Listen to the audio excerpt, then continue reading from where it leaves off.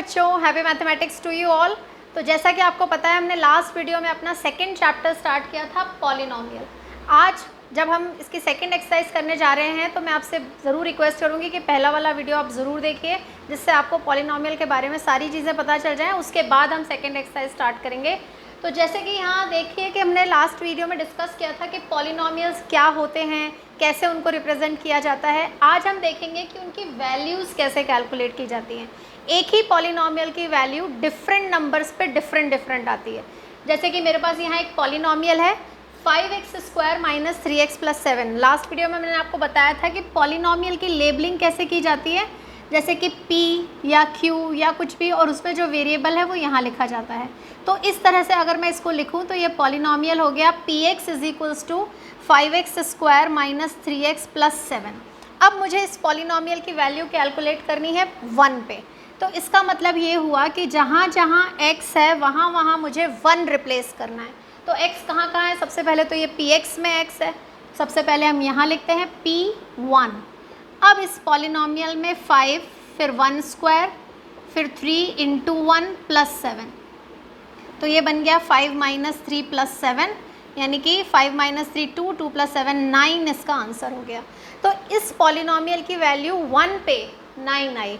अब मैं चाहूँ तो सिर्फ यही एक नंबर नहीं है, हम और भी नंबर से इसकी वैल्यू कैलकुलेट कर सकते हैं। जैसे मान लीजिए मैंने आपसे पूछा x = -2 पे इस पॉलिनोमियल की वैल्यू बताइए, तो आप कैसे चेक करेंगे?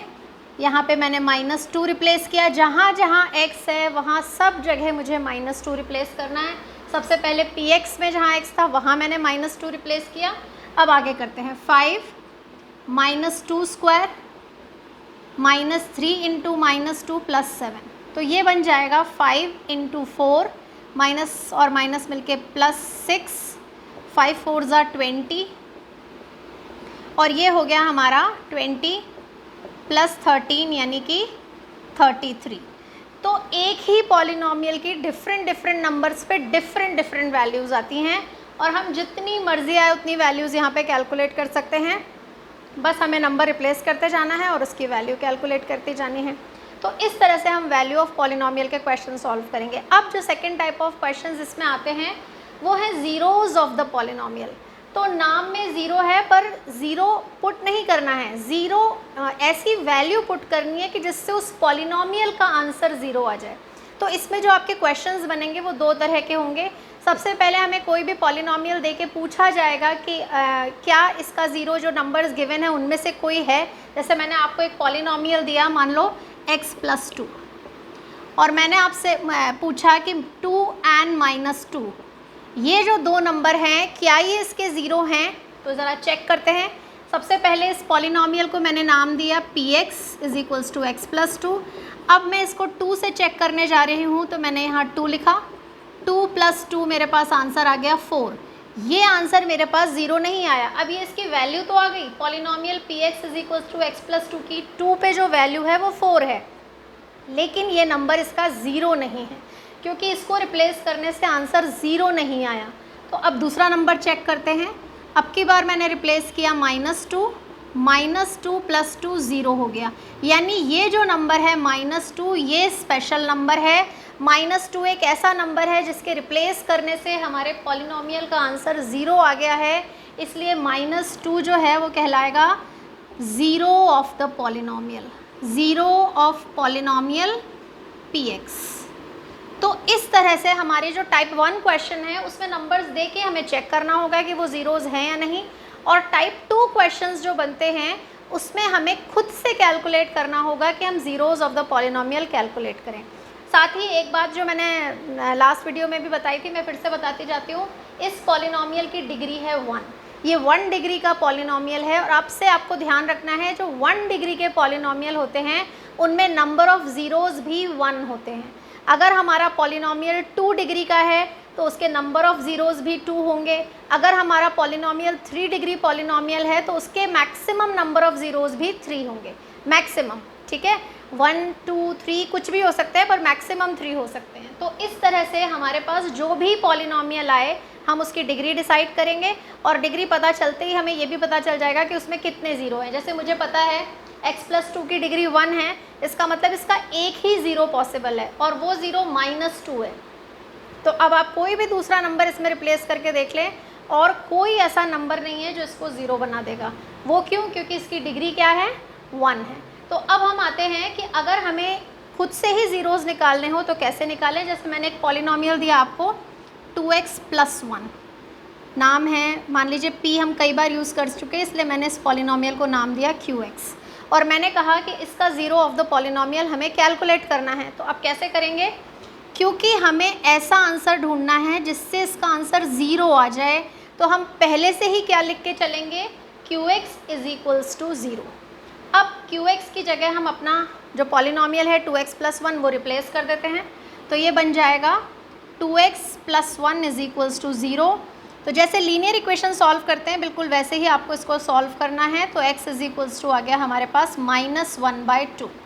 तो ये जो 1 डिग्री पॉलिनोमियल है, लीनियर पॉलिनोमियल, इसका केवल एक ही ज़ीरो पॉसिबल है और वो ज़ीरो है -1/2, और कोई नंबर ऐसा नहीं है जो इस पॉलिनोमियल को ज़ीरो बना दे।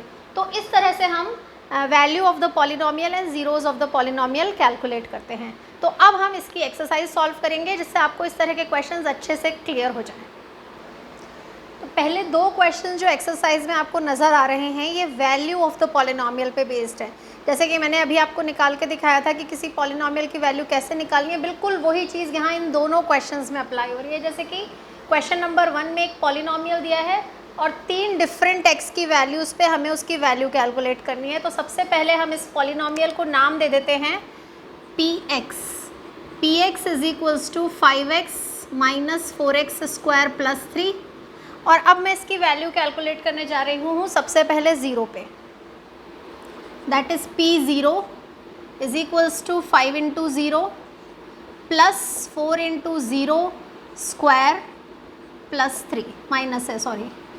तो 5 × 0 0 हो जाएगा, 0 का स्क्वायर करेंगे 0 ही आएगा, और 0 को किसी भी नंबर से मल्टीप्लाई करेंगे तो हमारे पास फिर से 0 हो जाएगा। तो इसलिए हमारा आंसर हो गया 3। अब हम इसी की वैल्यू x = -1 पे कैलकुलेट करने जा रहे हैं। तो p -1 का मतलब हुआ 5 × -1, 4 × -1² + 3, तो -5, ये हो गया -4 और ये +3, ये हो गया -9 + 3 यानी -6। तो एक ही पॉलिनोमियल की 0 पे वैल्यू है 3 और -1 पे है -6। अब हम तीसरे नंबर पे कैलकुलेट करते हैं यानी कि 2 पे। तो p2 = 5 × 2 - 4 × 2² + 3, दैट इज़ 10। किसी भी बॉड मास पे जैसे कि आपने पढ़ा था, बॉड मास में bracket of division, multiplication, addition, subtraction solve होते हैं। उसी तरह अगर कहीं पे भी एक्सपोनेंट्स हैं तो सबसे पहले एक्सपोनेंट सॉल्व होते हैं। बॉड मास से भी पहले जो चीज़ सॉल्व होती है वो है एक्सपोनेंट। इसलिए अगर कहीं पे भी पावर है तो सबसे पहले हमें पावर सिंप्लीफाई करनी है, यानी 2² 4 और फिर 4 4 = 16 बनेगा। तो ये हो गया -6 + 3 दैट इज़ -3। तो हमने देखा कि 3 डिफरेंट नंबर्स पे इसके 3 डिफरेंट आंसर्स आए हैं। तो इस तरह हम वैल्यू ऑफ पॉलिनोमियल कैलकुलेट करते हैं। बिल्कुल वही क्वेश्चन ये भी है, लेकिन कहने का ढंग थोड़ा फ़र्क है। उन्होंने ये ना कह के कि हमें किस पे वैल्यू निकालनी है, सीधे वेरिएबल की जगह वो नंबर्स रिप्लेस कर दिए। जैसे इस क्वेश्चन का मतलब है कि हमें जो p0 है इसका मतलब हमें इसकी वैल्यू 0 पे कैलकुलेट करनी है, p1 मतलब हमें इस पॉलिनोमियल की वैल्यू 1 पे कैलकुलेट करनी है, और p2 का मतलब है कि हमें इसी पॉलिनोमियल की वैल्यू x = 2 पे कैलकुलेट करनी है। तो हमें इन सारे पॉलिनोमियल्स में जो भी इनके वेरिएबल्स हैं उनकी जगह एक बार 0, एक बार 1 और एक बार 2 रिप्लेस करना है, यानी हर पार्ट के 3 पॉसिबल आंसर्स हैं। जैसे ये फर्स्ट पार्ट है, यहाँ पे वेरिएबल जो यूज़ हो रहा है वो है y, उस y की जगह हमें एक बार 0, एक बार 1 और एक बार 2 रिप्लेस करना है। करके देखते हैं। सबसे पहले हम इसको 0 के लिए सॉल्व करेंगे। तो 0 का स्क्वायर 0, सब कुछ 0 हो जाएगा, आंसर हो गया 1। अब हम दूसरी बार इसको 1 के लिए सॉल्व करेंगे। तो 1² - 1 + 1, तो इसका आंसर यहाँ पे 1 हो जाएगा। और एक बार हम इसको 2 के लिए सॉल्व करेंगे। तो 2² - 2 + 1 यानी कि ये हो गया 4 - 2 + 1 यानी कि 2 + 1 यानी कि 3। तो py जो पॉलिनोमियल था उसकी 0 पे वैल्यू 1 है, 1 पे वैल्यू 1 है और 2 पे उसकी वैल्यू 3 है। तो एक ही पॉलिनोमियल की हमने 3 डिफरेंट नंबर्स पे वैल्यू कैलकुलेट की। बिल्कुल ऐसे ही जो दूसरा वाला क्वेश्चन है सेम इसमें भी यही करना है। सबसे पहले हम इसे 0 के लिए कैलकुलेट करने जा रहे हैं। तो t और उसके बाद 2 के बाद जितने भी t हैं सब में 0 ही आएगा और वो किसी से भी मल्टीप्लाई होंगे तब भी 0 आएगा, यानी इसकी वैल्यू 2 हो गई। अब हम 1 के लिए सॉल्व करने जा रहे हैं। तो 2 आया, 1 t की जगह 1 स्क्वायर 1 तो ये भी 2 हो गया, 1 क्यूब भी 1 होता है तो ये भी 1 हो गया। तो 1 से 1 कैंसिल हो गया और 2 + 2 हमारा आंसर हो गया 4। अब हम इसकी वैल्यू 2 पे कैलकुलेट करेंगे।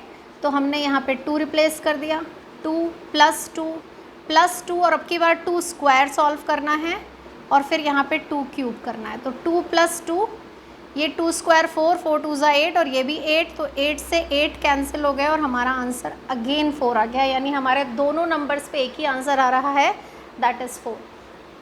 तो इस तरह से हमने इस पॉलिनोमियल की 3 डिफरेंट वैल्यूज़ कैलकुलेट की। अब हम इस पे आते हैं तो काफ़ी सिंपल है, px = x³, यानी हमें हर बार x की जगह एक बार 0, एक बार 1, एक बार 2 रिप्लेस करना है।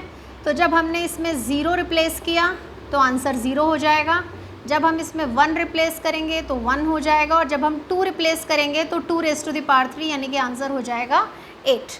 तो इस तरह से हमें इसे करना है। ये जो पॉलिनोमियल दिया है ये हमारा एक जनरल पॉलिनोमियल की तरह नहीं है, जैसे कि हमें सारे पॉलिनोमियल्स इस तरह से दिए जाते थे। स्टैंडर्ड फॉर्म ये होती थी कि x² की टर्म है, x की टर्म है 1 है, यानी कि या तो वो लीनियर होता था या क्वाड्रेटिक होता था या क्यूबिक होता था। ये जो पॉलिनोमियल दिया है तो ये भी क्वाड्रेटिक पॉलिनोमियल, लेकिन ये फैक्टराइजेशन की फॉर्म में दिया गया है, यानी कि पॉलिनोमियल को फैक्टराइज करके लिखा गया है। तो किसी भी तरह कंफ्यूज होने की ज़रूरत नहीं है। अगर हमसे वैल्यू पूछी गई है तो हमें सिर्फ वही करना है जो हम सब क्वेश्चंस में कर रहे थे। वेरिएबल की जगह हमें 0, 1 और 2 रिप्लेस करना है। मैं आपको करके दिखाती हूँ। जैसे 0 करना है तो इसका मतलब ये हुआ कि ये 0 - 1 और 0 + 1 हो गया, यानी -1 × +1, तो हमारे पास आंसर -1 आ जाएगा। एक नेगेटिव एक पॉजिटिव, तो आंसर क्या हो गया -1। तो हमने कोई सोल्यूशन नहीं निकाला, सिर्फ हमने x की जगह वैल्यू पुट कर दी है। बिल्कुल ऐसे ही हमें 1 के लिए भी करनी है, P1। तो ये 1 - 1 हो गया और ये 1 + 1 हो गया, तो ये हो गया 0 और ये हो गया 2, और 0 से कुछ भी मल्टीप्लाई होता है तो 0 आता है। तो यहाँ आपको एक और ख़ास बात नज़र आएगी कि ये जो नंबर है 1, ये इसका 0 ऑफ द पॉलिनोमियल है। मैंने बताया था कि हर वो नंबर जिसके रिप्लेस करने पे आंसर 0 हो जाए वो 0 ऑफ द पॉलिनोमियल कहलाता है। तो क्योंकि यहाँ 1 रिप्लेस करने पे हमारा आंसर 0 आ गया, इसका मतलब ये इसका 0 ऑफ द पॉलिनोमियल भी है। फिर उन्होंने कहा 2 से चेक करो, तो अब हम यहाँ पे 2 रिप्लेस कर देते हैं। तो 2 - 1 × 2 + 1, तो ये हो गया 1 और ये हो गया 3, तो इस केस में आंसर हो गया 3। तो इस तरह से हम पॉलिनोमियल्स की वैल्यूज़ कैलकुलेट करने वाले क्वेश्चंस करेंगे। तो एक्सरसाइज के 1 और 2 क्वेश्चन इसी चीज़ पे बेस्ड है, तो इसकी आपको प्रैक्टिस करनी है। अब हम आएंगे ज़ीरोज़ ऑफ द पॉलिनोमियल और उस पर बेस्ड अगले 2 क्वेश्चंस पे। तो अब वो 2 क्वेश्चंस हम सॉल्व करेंगे। तो बच्चों ये है हमारा क्वेश्चन नंबर 3। तो अब हम इस क्वेश्चन को सॉल्व करेंगे। ये जो क्वेश्चन है ये ज़ीरोज़ ऑफ द पॉलिनोमियल पे बेस्ड है। अब करना क्या है, हमें सिर्फ चेक करना है कि ये ज़ीरोज़ ऑफ द पॉलिनोमियल है कि नहीं। हर क्वेश्चन के साथ में एक नंबर या 2 नंबर दिए हैं जिनसे चेक करना है कि वो 0 ऑफ द पॉलिनोमियल है कि नहीं। तो सबसे पहले हम बात करते हैं क्वेश्चन नंबर 1 की।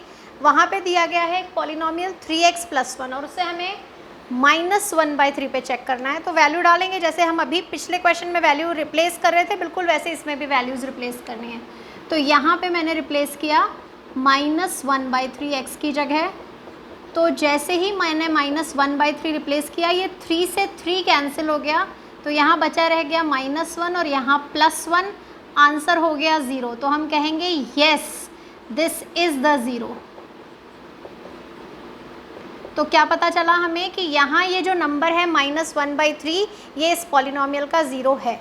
अब हम आते हैं क्वेश्चन नंबर 2 में। ये क्वाड्रेटिक पॉलिनोमियल है, इसलिए यहाँ पे जो ज़ीरोज़ के चांसेस है वो भी 2 हैं। पर क्या ये दोनों ही इसके 0 हैं या 2 में से कोई एक है या दोनों ही नहीं है, ये तो हमें रिप्लेस करके चेक पता चलेगा। तो हम चेक करते हैं पहले 1 के लिए, P1। तो 1 स्क्वायर यानी कि 1, 1 - 1 यानी कि 0, तो इसके लिए हमारा आंसर फिर से क्या है, येस। अब हम दूसरे नंबर के लिए चेक करते हैं -1। -1 का स्क्वायर भी +1 होता है, तो ये हो गया फिर से +1 -1 यानी फिर से 0। इसका मतलब इन्होंने जो दो नंबर्स दिए थे हमें, वो दोनों ही इस पॉलिनोमियल के 0 थे। अब हम थर्ड पे आते हैं। ये फिर से लीनियर पॉलिनोमियल है, इसका मतलब इसका फिर से एक ही 0 पॉसिबल है। चेक करते हैं कि ये जो नंबर दिया है क्या ये इसका 0 है। तो वैल्यू पुट की मैंने 5 × 4/5 माइनस पाई, 5 से 5 कैंसिल, 4 माइनस पाई, लेकिन पाई की वैल्यू 4 तो एग्जैक्टली नहीं है। इसका मतलब ये दोनों नंबर कैंसिल नहीं हो सकते, इसका मतलब ये इसका 0 ऑफ द पॉलिनोमियल नहीं है, तो हम इसके आगे नो लिखेंगे। अब हम नेक्स्ट क्वेश्चन पे आते हैं। ये फिर से एक क्वाड्रेटिक पॉलिनोमियल है, लेकिन जैसे मैंने आपको पिछली बार बताया कि ये ऑलरेडी फैक्टराइज्ड फॉर्म में दिया गया है, तो हमें सिर्फ इसकी वैल्यू पुट करनी है। तो पहले हमने फर्स्ट वाली वैल्यू पे चेक किया, -1 पे, -1 + 1 0 हो जाएगा, -1 -2, तो ये 0 हो गया, तो 0 × -3 भी 0 हो जाएगा। इसका मतलब ये इसका 0 है। अब हम दूसरा नंबर चेक करते हैं, 2, तो ये बन गया 2 + 1 और 2 - 2। अब की बार 2 + 1 3 है, लेकिन 2 - 2 0 है, यानी ये प्रोडक्ट फिर से 0 हो गया। इसका मतलब ये दोनों ही नंबर इस पॉलिनोमियल के 0 हैं, और इनके अलावा और कोई 0 मिलेगा भी नहीं। जैसा कि मैंने बताया क्वाड्रेटिक पॉलिनोमियल में 2 ही ज़ीरोज़ होते हैं, और वो -1 और 2 हैं। इसका मतलब अब और कोई 0 इस पॉलिनोमियल का पॉसिबल नहीं है। नेक्स्ट क्वेश्चन पे आते हैं। यहाँ पे हमें 0 रिप्लेस करना है, 0 का स्क्वायर 0 ही होता है, इसका मतलब ये भी इसका 0 है। 0 is the 0 of this polynomial. अब हम इस पे आते हैं नेक्स्ट क्वेश्चन पे। ये वेरिएबल्स में दिया गया है, लेकिन इससे घबराने जैसी कोई बात नहीं है। वेरिएबल्स को भी हम सॉल्व करना ऑलरेडी सीख ही चुके हैं छोटी क्लास में, बिल्कुल वैसे ही करना है। L × -m/L + m, तो क्या हुआ, L से L कैंसिल हो गया, हमारे पास बचा -m + m, जो एक दूसरे को कट कर देंगे और 0 आ जाएगा। यानी ये जो नंबर हमें दिया गया है -m/L, ये भी इस पॉलिनोमियल का 0 है। अब हम आते हैं नेक्स्ट पार्ट पे। ये फिर से एक क्वाड्रेटिक है, यहाँ फिर से दो वैल्यूज़ दी हैं। पहली है -1/√3। अब इसके लिए आपको रूट्स के सारी कैलकुलेशन जो हमने फर्स्ट चैप्टर में सीखी थी वो बिल्कुल क्लियर होनी चाहिए। यहाँ पे हमने -1/√3 का स्क्वायर किया। नेगेटिव का स्क्वायर पॉजिटिव होता है, 1 का स्क्वायर 1 होता है, और √3 का स्क्वायर क्या होता है, तो मैंने लास्ट चैप्टर में आपको बताया था कि रूट्स के नंबर का जब भी स्क्वायर किया जाता है तो स्क्वायर और रूट एक दूसरे को कैंसिल कर देते हैं। तो यानी हमारे पास यहाँ बचेगा 1/3, 3 से 3 कैंसिल, 1 - 1 0, यानी ये जो पहला नंबर दिया गया था ये तो इस पॉलिनोमियल का 0 है। अब हम दूसरे नंबर को चेक करते हैं। 2/√3, 3, 2 का स्क्वायर 4 हो जाएगा, √3 का स्क्वायर जैसा कि मैंने बताया 3 होगा, और 3 से 3 तो कैंसिल हो जाएगा, हमारे पास बचेगा 4 - 1 जो कि 3 आ जाएगा। 0 नहीं आया, 0 नहीं आया, इसका मतलब ये इसका 0 नहीं है। तो हमें क्या लिखना है, no this is not the 0 of polynomial. आपको पूरा स्टेटमेंट लिखना होता है, no yes this is the polynomial of, this is the 0 of this polynomial, और अगर नो है तो no this is not the 0 of this polynomial. अब हम आते हैं इस पे नेक्स्ट क्वेश्चन पे। तो यहाँ पे हमें x की वैल्यू 1/2 रिप्लेस करनी है, तो 2 × 1/2 +1, 2 से 2 कैंसिल, 1 + 1 2 आ गया। फिर वही statement, no this is not the 0 of this polynomial. तो इस तरह से हमें क्वेश्चन नंबर 3 में वैल्यूज़ डाल के चेक करना है कि वो ज़ीरोज़ हैं कि नहीं है। क्वेश्चन नंबर 4 में थोड़ा सा घुमा के करना है हमें। वहाँ पे हमें कहा गया है कि हमें 0 ऑफ द पॉलिनोमियल खुद से कैलकुलेट करने हैं। तो अब हम देखेंगे कि अगर हमें दिए नहीं गए हैं, हमें खुद निकालने हैं, तो हम कैसे निकालते हैं। तो अब हम करेंगे इस एक्सरसाइज का लास्ट क्वेश्चन। इसमें हमें ज़ीरोज़ ऑफ द पॉलिनोमियल खुद से कैलकुलेट करना है। तो जैसा कि मैंने अभी बताया था आपको थोड़ी देर पहले कि जब भी हमें खुद से 0 ऑफ द पॉलिनोमियल निकालना होता है तो हम उस पॉलिनोमियल को इक्वल टू 0 लेके सॉल्व करना शुरू करते हैं। ठीक है, क्या करेंगे, सबसे पहले px = 0। तो हम सारे क्वेश्चन में यही करेंगे। सबसे पहले स्टार्टिंग कहाँ से होगी, px = 0 से। तो यहाँ मैंने स्टार्ट किया px = 0, और अब px की जगह जो पॉलिनोमियल दिया है वो रिप्लेस कर देंगे। तो यहाँ पे आ गया हमारे पास x + 5 = 0। अब हम इसको बिल्कुल वैसे ही सॉल्व करेंगे जैसे हम जनरल लीनियर इक्वेशन सॉल्व किया करते थे ट्रांसपोजिशन मेथड से। तो x इज इक्वल्स टू -5। तो इस पॉलिनोमियल का ज़ीरो क्या बना?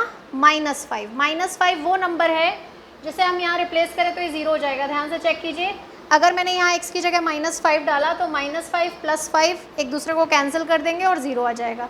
तो क्या पता चला? -5 is the zero of polynomial px। तो इस तरह से हमें इसका आंसर निकालना है। अब ये सारे क्वेश्चन आपके लिए बिल्कुल सिंपल हैं, मैं आपको एक बार करके दिखा देती हूँ, पर अगर मैं नहीं भी करती तो भी आप इजीली इन क्वेश्चंस को सॉल्व कर सकते हैं। वो कैसे? px is equals to 0 again x - 5 is equals to 0, so x is equals to +5। तो फिर से इसका आंसर वैसे ही लिखा जाएगा, 5 is the zero of px। बिल्कुल ऐसे ही, ये तो बहुत सिंगल नंबर थे, अगर थोड़ा सा बड़ा भी कर दिया जाए तब भी सॉल्व करने का तरीका वही है। px is equals to 0, so 2x + 5 is equals to 0। अब लीनियर इक्वेशन की तरह सॉल्व करना है तो पहले 5 को हम ट्रांसपोज करेंगे, फिर 2 को ट्रांसपोज करेंगे। तो अब की बार जो हमारा ज़ीरो आया वो है -5/2 is the zero of px। अब बाकी के क्वेश्चंस भी आप सॉल्व कर सकते हैं, जैसे ये वाला लिया मैंने, px इज इक्वल्स टू 0। हर क्वेश्चन के शुरुआत में एक ही तरह से कर रही हूँ, px is equals to 0। 3x - 2 is equals to 0, so 3x is equals to 2, so x is equals to 2/3। तो यहाँ पे 2/3 इसका ज़ीरो हो गया। अब हम आते हैं इस क्वेश्चन पे, अगर हमें कहा गया कि यहाँ से हमें ज़ीरो निकालना है तो अब देखिए 3x इज इक्वल्स टू 0। अब क्या पता चला कि यहाँ पे कुछ ऐसे नंबर हैं जिनको मल्टीप्लाई करने पे ज़ीरो आता है। अब 3 तो 100% ज़ीरो हो नहीं सकता, इसका मतलब 3 से जो मल्टीप्लाई हो रहा है वही ज़ीरो होगा। तो क्या पता चला कि 3 को किससे मल्टीप्लाई करें कि ज़ीरो आए? तो आंसर है 0। इसको ऐसे भी करते हैं हम ट्रांसपोजिशन की तरह कि 0 के नीचे ले जाके 3 को डिवाइड कर दिया, और हमें पता है 0 को किसी भी नंबर से डिवाइड करो हमारे पास 0 ही आएगा। तो हमारे लिए x की वैल्यू 0 हो गई। यहाँ पे अगर हमें नंबर ना देके कोई वेरिएबल दिया जाए तब भी तरीके में कोई फ़र्क नहीं पड़ेगा। फ़र्क इसलिए नहीं पड़ेगा क्योंकि उन्होंने ये तो कंफर्म कर ही दिया है कि जो डिनोमिनेटर में नंबर आने वाला है ये एटलीस्ट 0 नहीं है, क्योंकि अगर ये 0 होता तो फिर हम 0 नहीं कह सकते थे। फिर तो हमें पता है कि अगर रैशनल नंबर में रैशनल नंबर्स वही होते हैं जिनमें डिनोमिनेटर में 0 ना हो, तो अगर ये 0 होता तो हमारी सारी कैलकुलेशन ही गड़बड़ा जाती। इसीलिए उन्होंने पहले ही मेंशन कर दिया है कि ये जो नंबर है यहाँ पे ये 0 तो नहीं है। फिर आगे सॉल्व करने का तरीका वही है जो हमने पिछले क्वेश्चन में किया। ax is equals to 0, so x is equals to 0/a, और क्योंकि ये a 0 तो नहीं है इसलिए आंसर 0 ही आएगा। बिल्कुल ऐसे ही जैसे हमने ये क्वेश्चन किए थे 2x + 5, 3x - 2, इसमें हमारे पास नंबर से बिल्कुल वैसा ही cx + d है। फ़र्क सिर्फ इतना है, वहाँ 2 और 5 दिया था, यहाँ 3n - 2 दिया था, यहाँ पे उनकी जगह हमें c और d दिया है, पर सॉल्व वैसे ही करना है। px is equals to 0, so cx + d is equals to 0। तो पहले मैंने d ट्रांसपोज किया -d, और फिर मैंने c ट्रांसपोज किया, मल्टीप्लाई हो रहा है तो वहाँ जाके डिवाइड हो गया, यानी हमारा ज़ीरो ऑफ द पॉलिनोमियल क्या बन गया? -d/c। तो इस पॉलिनोमियल को -d/c अगर रिप्लेस करके सॉल्व किया जाए तो इस पॉलिनोमियल को 0 कर देगा। तो इस तरह मैंने आज आपको सेकंड एक्सरसाइज समझाई है। जैसे कि इसको देख के आपको पता चल गया होगा कि काफ़ी सिंपल एक्सरसाइजेज में से एक है। तो पॉलिनोमियल की फर्स्ट 2 एक्सरसाइज हमारे लिए बहुत ही सिंपल एक्सरसाइज है। एक्चुअली चैप्टर ही 4th एक्सरसाइज तक तो काफ़ी सिंपल है, फिर आइडेंटिटीज से ज़रूर थोड़ा मुश्किल होना शुरू होगा। तो जितना पोर्शन इजी है उससे हम जल्दी करने की कोशिश करेंगे, जिससे अच्छे से अच्छी प्रैक्टिस हो सके, ज़्यादा टाइम हमें उस एक्सरसाइज के लिए मिल सके जो मुश्किल है। तो आप लोग इस एक्सरसाइज की प्रैक्टिस कीजिएगा, इससे रिलेटेड एक्स्ट्रा क्वेश्चन सॉल्व कीजिएगा जो कि मैं आपको वर्कशीट में दूंगी, और फिर अच्छे से प्रैक्टिस करके बताइएगा कि आपको कोई कन्फ्यूजन है या क्या चीज़ है, तो आप मुझे इसके बारे में डिस्कस कर सकते हैं। अगर आपको ये वीडियो पसंद आया तो प्लीज़ इसे लाइक कीजिएगा, ज़्यादा से ज़्यादा लोगों के साथ शेयर कीजिएगा, और जिन लोगों ने अभी तक सब्सक्राइब नहीं किया है प्लीज़ मेरे चैनल को सब्सक्राइब कीजिएगा। Thank you.